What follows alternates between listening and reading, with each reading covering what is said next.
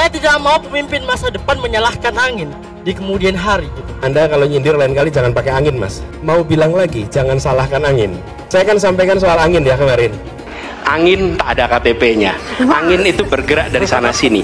Ketika polutan yang muncul dari pembangkit listrik tenaga uap mengalir ke Jakarta, maka Jakarta punya indikator, karena itu Jakarta mengatakan ada polusi udara. Ketika anginnya bergerak ke arah Lampung, ke arah Sumatera, ke arah Laut Jawa, di sana tidak ada alat monitor. Ada orang yang bilang jangan cerita soal angin, maka dia tidak menghormati ilmu pengetahuan. Mas Anies, Mas Anies. Mas Anies, Mas Anies, masa sih angin kok sampai nggak punya KTP lo ya? Angin keluar, angin masuk, angin keluar, masuk angin, angin dodo ya, angin puting beliung, wes angin-anginan itu kok semua bisanya nggak punya KTP itu lo ya? Angin dari Jakarta ke Lampung ke Sumatera ke Jawa itu ya, kok bisanya liar begitu? Sama seperti air hujan ya, air hujan itu yang banjir itu bukan banjir ya, itu air parkir ya, air yang parkir Mas Anies, Mas Anies. Mau punya pemimpin yang seperti itu ya, mau punya pemimpin yang seperti itu, dikiranya rakyat ini bodoh semua kali ya. Air hujan jatuh ke bumi, nggak boleh masuk gorong-gorong. Yang banjir itu bukan banjir, itu parkir, Mas Anies, Mas Anies. Ada yang pintar ngomong,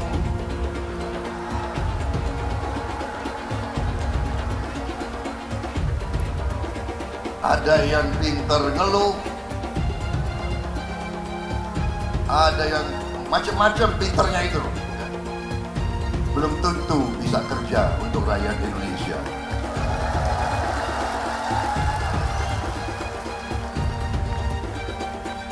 Saya juga merasa mungkin ada maksudnya saya harus kalah 2 kali.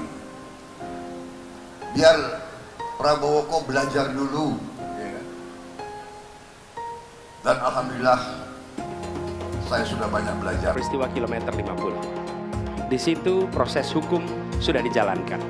Tetapi rasa keadilan masih belum muncul.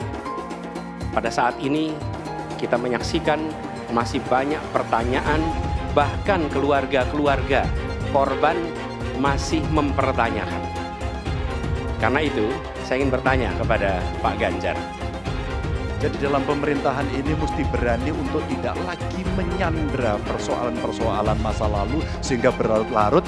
Sehingga apa yang terjadi ketika muncul terus-menerus akan menjadi sensi terus, karena tidak pernah ada keputusan. Maka cara-cara ini mesti dihentikan dan kita mesti berani tegas. Perlindungan korban dilakukan. Saya sampaikan pencari fakta sudah pernah ada. Sehingga bangsa ini akan maju dan tidak lagi kemudian berpikir mundur karena persoalan-persoalan seperti itu yang tidak pernah dituntaskan. Kita harus tuntaskan. Kadang-kadang ada yang lupa. Ada yang menjadi gubernur lupa karena demokrasi.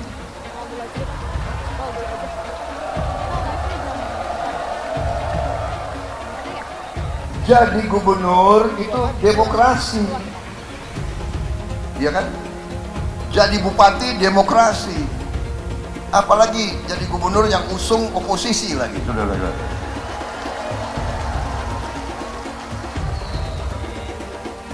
Ya, saya terpaksa saya juga nyindir-nyindir dikit.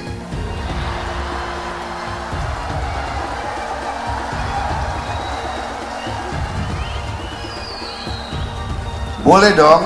Pak debat kemarin kan ada paslon yang menyebut bahwa indeks demokrasi Indonesia itu menurun, Pak. Itu gimana tanggapannya, Pak? Ya, itu sebagai evaluasi. Tetapi yang jelas kita ini kan tidak pernah melakukan pembatasan apapun dalam berbicara, dalam berpendapat.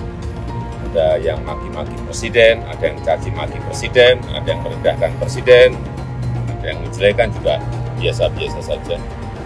Di Patung Kuda, di depan istana juga demo, juga hampir setiap minggu, setiap hari juga ada, ya nggak ada masalah. Mas Anies pernah jadi gubernur 5 tahun di DKI.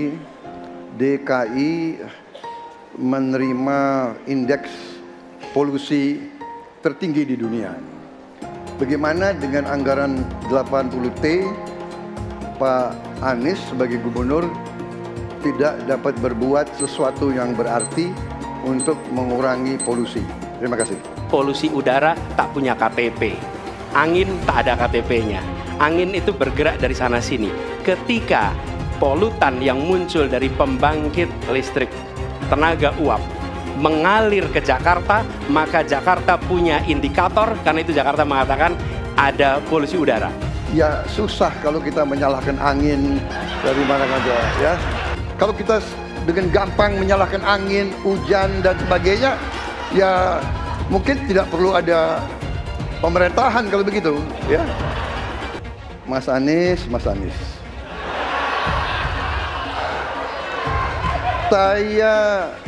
Saya berpendapat Mas Anies ini agak berlebihan.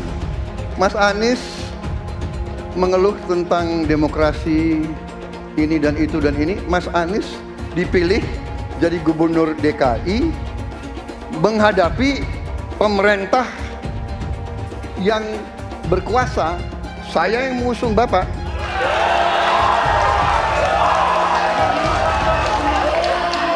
Kalau demokrasi kita tidak berjalan, tidak mungkin Anda jadi gubernur.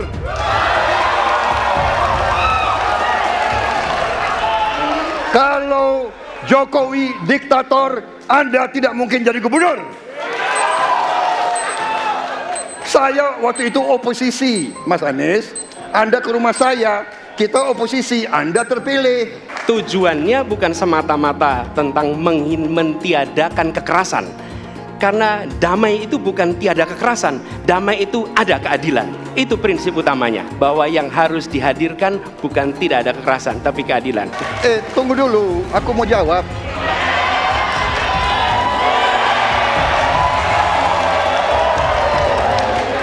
Jadi, benar keadilan. Benar sekali, harus ada keadilan. Tetapi saya mau mengatakan, tidak sesederhana itu, Pak Anies. Ada faktor-faktor lain, Pak Anies. Ada faktor geopolitik, ada faktor ideologi. Inilah yang masalahnya tidak gampang, ya. Tetapi saya pendapat kita harus tegakkan keadilan. Kita harus dialog. Ini masalah bangsa. Ini harus kita, semua kekuatan harus kita rangkul. Untuk semua rakyat Indonesia dan salam hormat kepada agama lain, yang mana saya adalah dulunya pendukung Anies Baswedan sebagai calon Presiden Republik Indonesia, 100% mendukung Bapak Anies. Tapi ternyata setelah tahu dia mendukung dengan adanya Rohingya masuk ke Indonesia, maka dengan ini kami 100% membatalkan niat itu. Dan perhatian kepada seluruh rakyat Indonesia, bila Anies jadi presiden memang bahaya. Berarti Indonesia nanti akan penuh dengan Rohingya. Ini adalah ucapan sendiri di video Bapak Anies Baswedan yang telah kita lihat sendiri. Maka dari itu, hati-hati, batalkan untuk mendukung Anies Baswedan. Hancur Indonesia ini, karena dia mendukung dengan adanya masuknya Rohingya. Karena bila dia jadi presiden, berarti hancurlah kita semua rakyat Indonesia. Hancur. Jangan didukung Anies Baswedan, berbahaya. Rohingya pasti menemui Indonesia. Apa yang bisa diharapkan dari Anies? Nggak ada. Jakarta amburadul, mimpin Jakarta aja amburadul, apalagi mimpin Indonesia. Anies itu perbual. Kayak mana apa karena perbual itu? Pembohong. Pembohong itu Anies itu. Gak usah dengar itu. Nggak layak jadi pemimpin. Apalagi jadi presiden. Di Jakarta aja kamu tengok itu amburadul. Di Jakarta tingkat kemiskinan tinggi. Pembangunan apa yang bisa dibangun Jakarta? Satu puskesmas pun bangunnya nggak ada. Masjid aja nggak ada dibangun. Mau ibadah. Di mana-mana kelebihan bayar. Apa yang bisa dibangun Anies? Satu aja nggak ada. Satu saja tunjukkan apa yang bikin Anies dibangun di Jakarta. Ganjar belum kampanye saja tetap di atas, apalagi sudah kampanye. Anies yang sudah keliling Indonesia, yang naik jet pribadi, keliling, jangankan naik, makin nyungsep ke bawah. Nah, masyarakat sudah tahu siapa Anies. Anies, siapa di belakangnya? Oligarki, satu. HTI, FPI. Masyarakat Indonesia bukan cari orang Yaman. Indonesia mencari nyaman. Anies ini keliling-keliling Indonesia mau ngapain sih? Bingung saya ngelihat. Menawarkan perubahan tapi tanpa konsep dan gagasan. Apa yang mau dirubah dan perubahannya seperti apa? Apakah akan merubah negara Pancasila menjadi negara khilafah juga nggak jelas. Jadi perubahan apa yang mau ketawarkan nih? Jadi jangan berharap dapat lotre lah nih tiba-tiba jadi presiden Indonesia. Nggak, Indonesia ini terlalu luas, terlalu besar. Jangan bermimpi lah. Bicara ke sana ke sini keliling Indonesia seolah-olah paham dan mengerti masalah negara. Lawang jadi gubernur aja 5 tahun kamu nggak ngerti masalah Jakarta. Apa yang kamu lakukan dengan Jakarta? Nggak ada nih, nggak ada. Masalah Jakarta segitu banyak tak satu pun yang selesai. Yang ada malah kerusakan bertambah. Anies hendak jadi presiden, hendak mengadakan perubahan. Perubahan apa nak kau buat? Nak kau balik Indonesia ni telontang jadi telangkup. Yang sudah maju dipandang mata dunia, hendak kau manakan lagi? Apa yang makanya kalau nak baca itu pidato tu, hendak merubah Indonesia, sebutkan apa yang hendak dirubah. Jangan kata rubah ada, tapi yang hendak dirubah tak ada. Serupa dengan rekam jejak. Lihat rekam jejak. Apa rekam jejak kau di Jakarta? Apa yang kau jaga di Jakarta?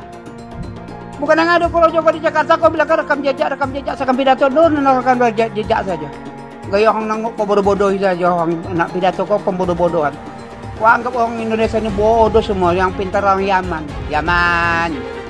Nantau kau Yaman kalian nantau. Bila ingin melihat apa yang akan dilakukan seseorang ke depan, maka lihatlah rekam jejaknya.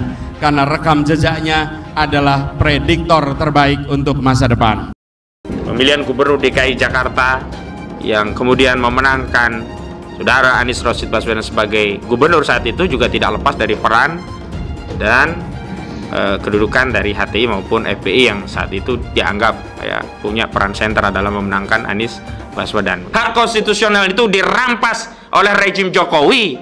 Kemudian ketika bergulir kekuasaan baru, ada presiden baru, Hizbut Tahrir Indonesia dan Front Pembela Islam menuntut kembali haknya, hak konstitusionalnya. Dan kalau Partai Nasdem mau konsisten ya dengan dua narasi ya, narasi perubahan dan narasi restorasi, dia harus merestorasi hak konstitusional HTI dan FPI yang pernah dirampas. Dan kemudian ketika mereka berkuasa, presiden yang didukung Nasdem itu berkuasa, dikembalikan, direstorasi gitu loh. Lah ini wajar. Jadi SKBHP HTI dikembalikan, ya SKTP dikembalikan, kemudian kita hidup damai, HTI ya dikasih porsinya. Apa porsi HTI? Pengen ada kader yang jadi menteri. Apa sih salahnya kita umat Islam mengatur negeri ini dengan syariah kita? Belum lama ini ada kabar yang seram terkait ormas terlarang yang selama ini dikabarkan dekat dengan Anies Baswedan. Akan ada tuntutan besar-besaran kepada Anies untuk memulihkan kedua organisasi tersebut yang sekarang sudah dicap terlarang. Maksudnya, jika Anies jadi presiden, dia kan akan punya kewenangan untuk kembali memberikan izin pada ormas terlarang itu. Karena mereka ini sudah berjuang habis-habisan untuk mendukung Anies. Gimana kalau Anies menolak tuntutan itu? Tentu akan ada demo besar-besaran. Mungkin bahkan akan ada gelombang demo berjilid-jilid karena mereka telah dikecewakan oleh Anies, padahal sudah didukung dari awal. Ini mengingatkan kita pada fakta bahwa dua ormas ini dulu juga getol mendukung Anies pada Pilgub Jakarta 2017 yang lalu. Mereka memobilisasi massa dengan menggunakan politik sara, sehingga akhirnya Ahok kalah karena gempuran kekuatan politik identitas itu. Saya mensyukuri kenapa kalah, kenapa ditahan. Saya bersyukur atas itu semua. Saya coba bayangkan ya, kalau seandainya waktu itu kita menang gitu ya, hari ini belum tentu kita bisa nikmati seperti ini. Kita bersyukur 5 tahun Tuhan izinkan kasih ke orang yang pintar ngomong untuk kerja. Coba kalau kita bayangkan gitu ya, kalau kemarin saya masih jadi gubernur, ini saya udah turun ini. Tapi yang pintar ngomong itu dikira orang hebat kan? Ini lebih berbahaya tahun 2024. Langsung ketahuan karakternya. Langsung ketahuan itu. Di saya juga ada kutipan Pak di kamar saya Pak. Tulisannya, Jakarta telah mengambil keputusan yang fatal. Jangan sampai bapak politik identitas justru menang dengan cara menipu umat Kristen. Jadi kalau sekarang umat Kristen mendukung Anies, mereka akan membayar mahal kerelaannya untuk menukar iman hanya untuk kepentingan sesaat. Kita tahu Anies lahir dari apa? Politik identitas. Yang dia dulu melabeli kafir semuanya kepada yang non-muslim. Saya mintalah kepada muslim yang waras dan kepada kelompok minoritas. Janganlah Anda memilih pemimpin yang berkarakter seperti Anies. Elektabilitasnya Anies merosot ya seiring mulai terkuaknya kontroversi dari kepemimpinan Anies di Jakarta. Gen Z juga tahu kalau Anies adalah sosok yang didukung kelompok intoleran yang membuat Pilgub DKI 2017 menjadi sangat kotor. Politik identitas yang mengarah ke perpecahan seperti yang dikeluarkan pendukungnya Anies, yaitu Kadrun bin Kampret. Kafir lah, laknat lah, PKI lah, ya cuman itu doang kemampuannya. Itulah pendukung Anies. Jangan pernah takut melawan Kadrun yang cuma pengen Indonesia hancur. Presiden kita ini memecah belah umat. Kalau punya jejak pernah memecah belah umat, jangan dipilih. Kita lihat apakah pemimpin kita, calon pemimpin kita ini ya pernah menggunakan agama sebagai alat untuk memenangkan kepentingannya atau tidak. Kalau agama diperalat untuk merebut kekuasaan, jangan dipilih. Sekali lagi, kalau ada calon pemimpin yang punya rekam jejak memperalat agama untuk kepentingan politiknya, jangan dipilih. Kalau kalian pendukung saya, haram hukumnya membawa isu sara. Haram hukum.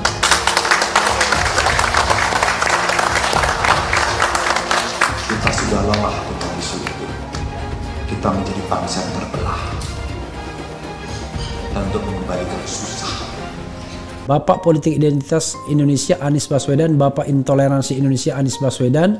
Jangan lupakan, jangan terlena, jangan sampai dia pecahkan kita dengan dagangan ayat dan mayatnya. Air itu turun dari langit, turunnya ke atap rumah langsung sumber bor, bukan ke sungai dan ke laut. Saya ingatkan, jangan ada lagi politik identitas. Jangan ada lagi politisasi agama. Penjajahan di depan mata itu di Jakarta. Kita semua pribumi ditindas, kini saatnya kita menjadi tuan rumah di negeri sendiri. Saya bilang, Nis, ente gak bisa jadi presiden. Kenapa? Karena presiden adalah orang Indonesia asli, saya bilang. PKI yang kita harapkan, Anies Baswedan yang begitu jelas Islamnya, 4 tahun 8 bulan jadi gubernur. Mana peraturan pergub saja yang melarang migrasi? Mana perda Islam apalagi? Yang akhirnya tidak berani juga menegakkan hukum Islam. Banjir tetap banjir, macet tetap macet, kriminalitas Jakarta. Anda tahu, 2 menit sekali terjadi pencurian. Sekarang orang sedang euforia, dia mau dicapreskan. Bagaimana umat terjebak lagi, bodoh lagi, masuk lagi. Kalau misalnya memang Anies itu mau maju dan dia tekad mau menegakkan hukum Islam dan menyatakan perlawanan, saya peduli. Tapi dia tidak lakukan itu. Jangan hanya konsentrasi pada pembangunan benda-benda mati yang indah difoto dan bisa ditunjukkan dalam 5 tahun hasilnya. Kalau kita mau menilai sebuah janji, maka lihat janjinya atau lihat kenyataannya.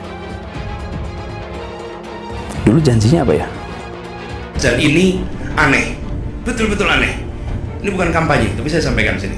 Di satu sisi menyiapkan jalur-jalur air untuk dikirim ke laut, di sisi lain di lautnya dipasang dengan pulau reklamasi, tinggal tunggu waktu jadi rob, air balik. Dan ini melawan sunnatullah. Kenapa? Air itu turun dari langit ke bumi, bukan ke laut. Harusnya dimasukkan ke dalam bumi, masukkan tanah. Di seluruh dunia air jatuh itu dimasukkan ke tanah,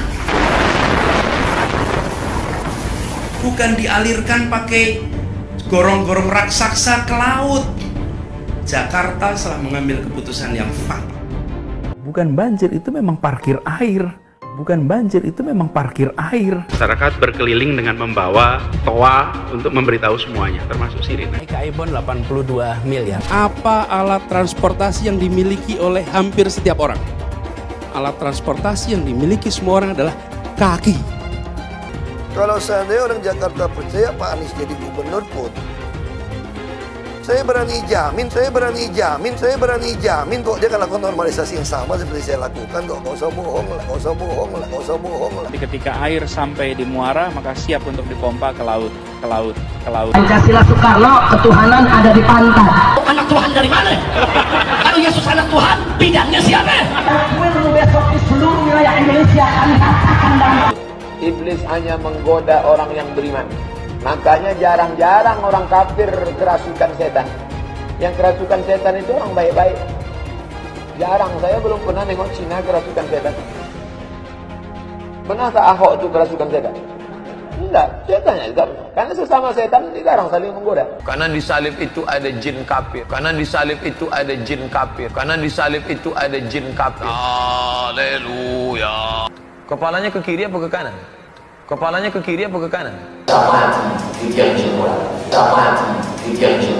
Tetap percaya salib itu lambang mulia, bukan jin.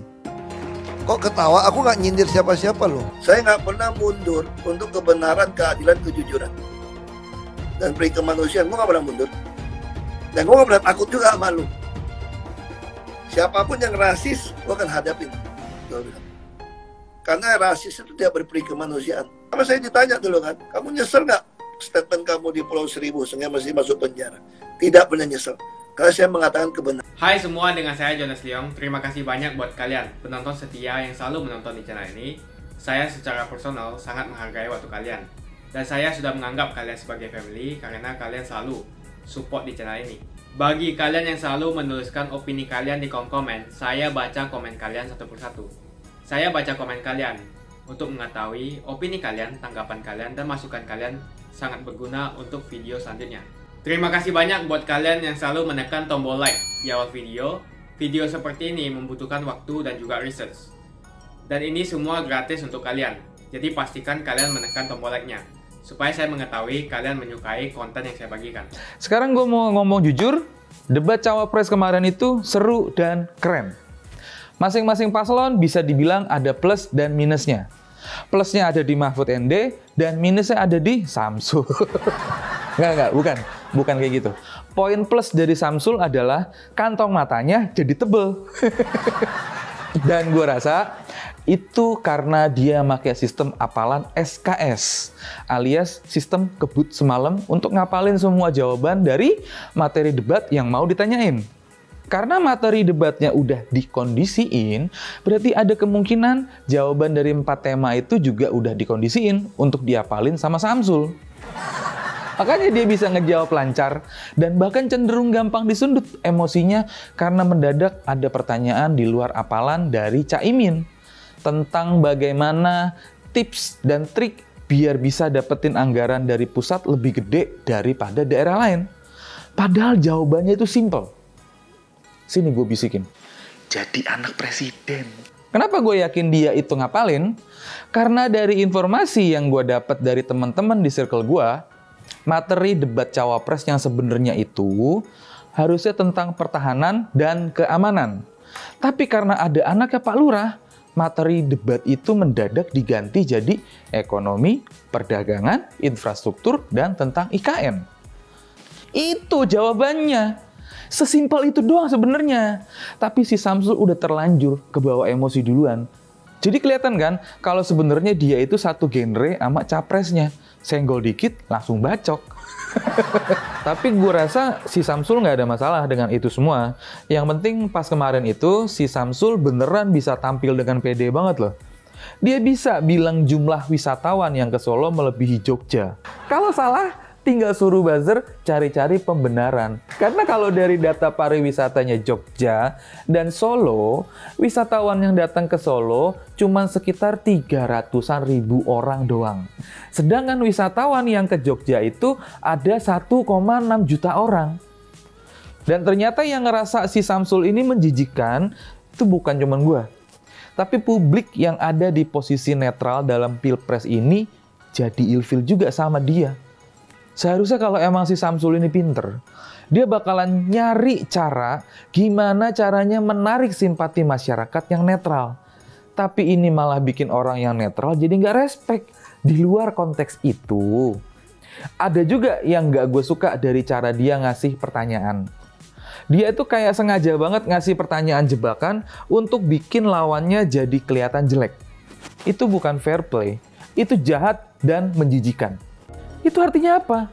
Itu artinya si Samsul bukan pinter, tapi dodol. Logikanya begitu kan?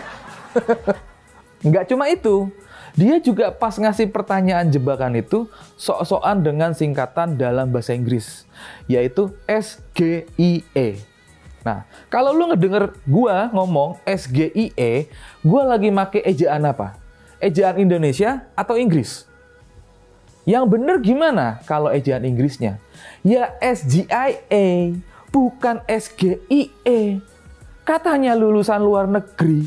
Masa nyebut SGIE aja kayak orang nggak pernah sekolah di luar negeri? Apakah mungkin yang dimaksud Samsul tentang SGIE itu adalah si gemoy itu emosian? Kalau itu artinya ya oke lah, berarti dia jujur.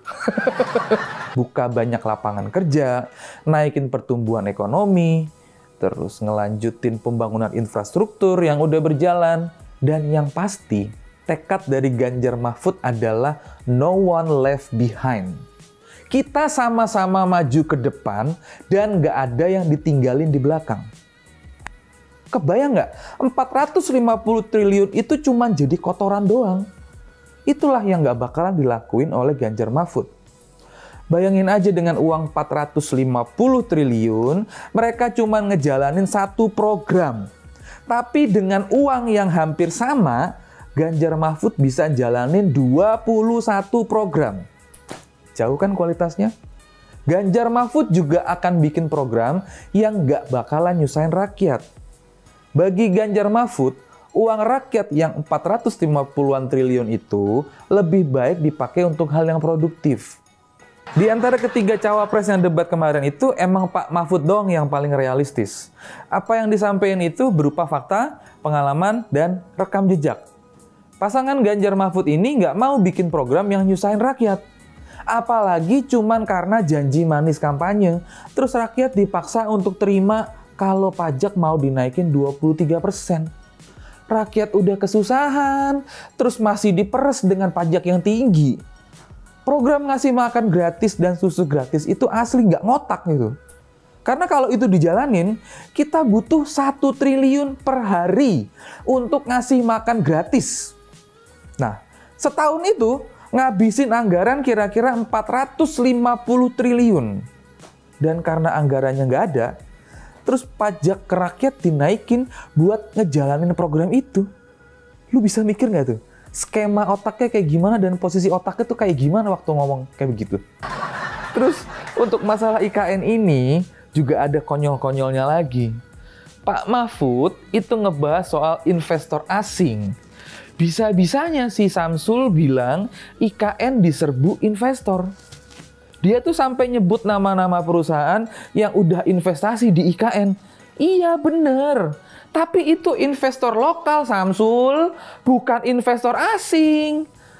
Lah orang datanya sendiri malah bilang IKN sepi investor, malah sampai sekarang belum ada investor asing yang masuk. Bapaknya juga ngakuin kok. Ini kenapa bapak anak jadi nggak kompak kayak gini ya? Bentar. Gue jadi ngakak lagi kalau inget omongannya Cak Imin. Karena dia juga agak-agak ngaco sih menurut gue. Masa dia bilang mau bikin 40 kota kayak Jakarta? Caranya itu gimana? Astaga, orang mau bangun IKN aja ngos-ngosan. Karena duitnya terbatas. Investor juga sepi. Kok bisa-bisanya bilang mau bangun 40 kota kayak Jakarta?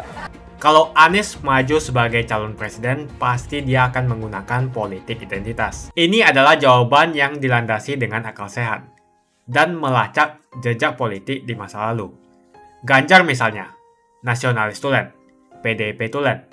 Dia tidak akan mungkin memanfaatkan alasan agama, suku, ras untuk mengangkat dirinya atau menjatuhkan lawannya. Ini bukan saja karena elektabilitas yang sudah tinggi, tapi juga karena dia tidak mungkin mendorong masyarakat memilih dengan alasan identitas. Ganjar sebenarnya dikenal sebagai Muslim yang taat, tapi dia tidak akan mengangkat isu itu untuk memenangkan kursi kepresidenan.